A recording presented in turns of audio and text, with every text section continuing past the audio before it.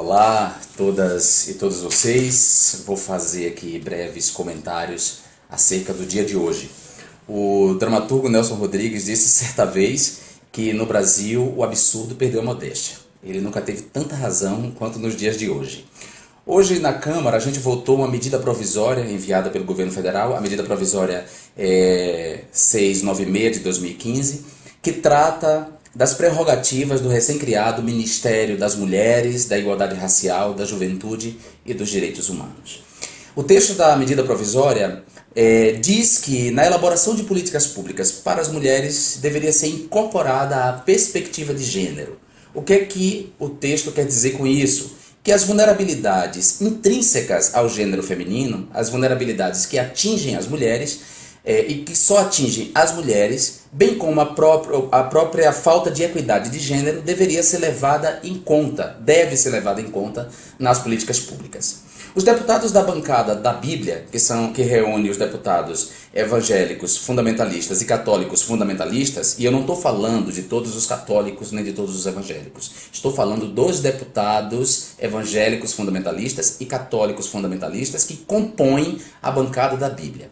Os deputados da bancada da Bíblia e da bancada da Bala se revezaram no microfone exigindo a retirada da expressão perspectiva de gênero, acusando de que por trás dessa expressão, perspectiva de gênero, estava a ideologia de gênero, a destruição da ideia de que Deus fez macho e fêmea, de que só homem e mulher reproduz, numa confusão constrangedora de conceitos, num absurdo sem modéstia.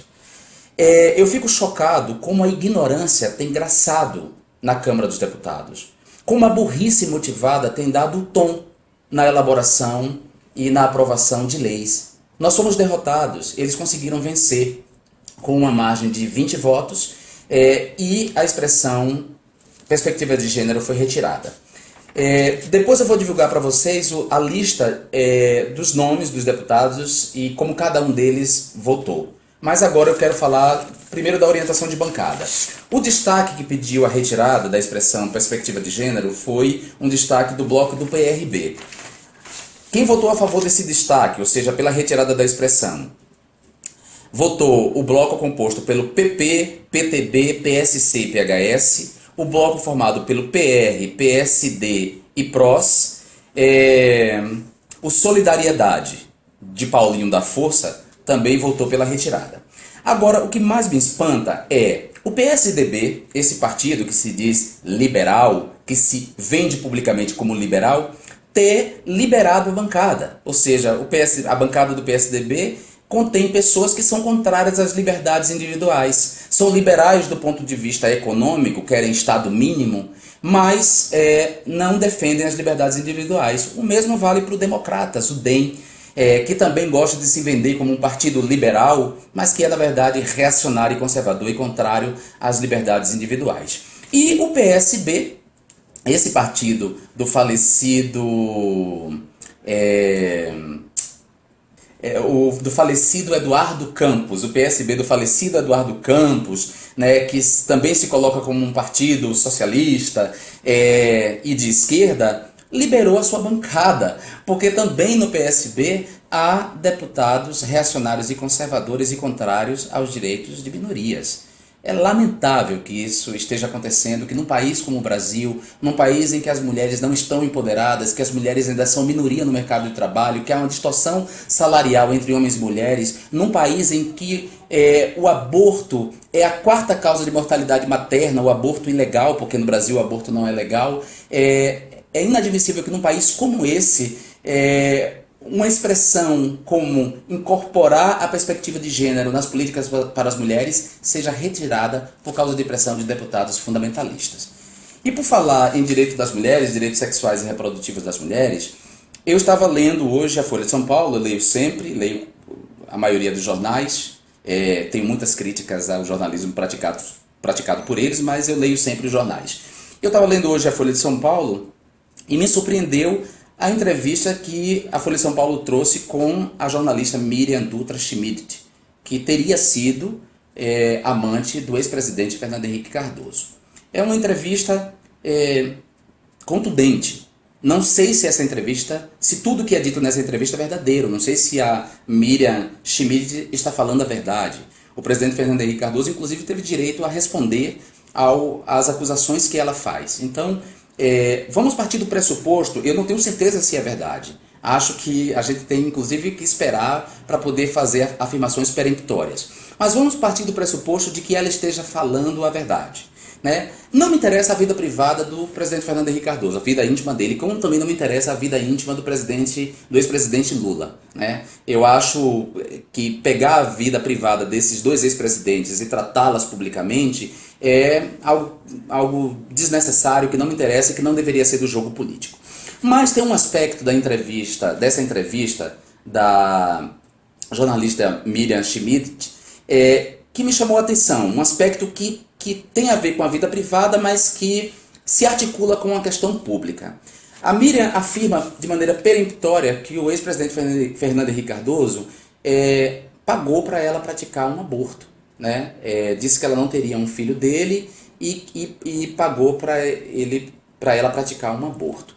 Bom, se isso for verdade, porque a gente não tem certeza que é verdade, tem uma questão aí que é de relevância pública, que é o seguinte: no Brasil, o aborto, a interrupção segura da gravidez indesejada, ela é garantida para os mais ricos, que podem pagar clínicas clandestinas para abortarem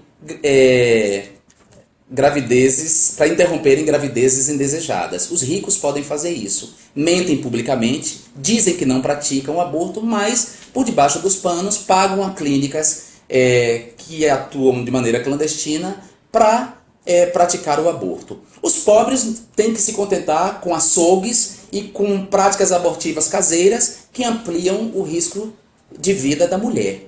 Isso é inadmissível. O presidente Fernando Henrique Cardoso, quando presidente da República, nunca tratou dessa questão publicamente. Nem tocou, enquanto presidente da República, uma política pública de garantia dos direitos sexuais e reprodutivos das mulheres. O presidente Fernando Henrique Cardoso só foi falar de aborto e dizer que era um assunto que não deveria ser tratado eleitoralmente. Aliás, eu não entendi como é que esse assunto não é tratado eleitoralmente se é um assunto de saúde pública? Em 2010. E ele só falou isso para proteger o candidato José Serra de seu partido, que naquele momento estava sendo acusado de hipocrisia, de condenar publicamente o aborto nas eleições, e foi o candidato José Serra que trouxe o tema para as eleições. Ele foi acusado de criticar o aborto e ser contra o aborto publicamente, mas já ter praticado, quer dizer, a esposa dele ter praticado no passado um aborto no outro país. Então a única vez que o presidente Fernando Henrique Cardoso falou de aborto foi nessa entrevista, dizendo que o assunto não deveria ser tratado eleitoralmente. Mas, se for verdade isso que essa jornalista diz, isso expõe um pouco da hipocrisia que a gente vive nesse país, né? Um país que não trata a sério a prática do aborto, a prática clandestina do aborto. O aborto é a 4ª causa de mortalidade materna. É um absurdo que isso não seja tratado como uma questão de saúde pública, que não se garanta às mulheres o direito delas interromperem uma gravidez indesejada até a 12ª semana de gestação. E acho que esse direito deve ser garantido não é só por conta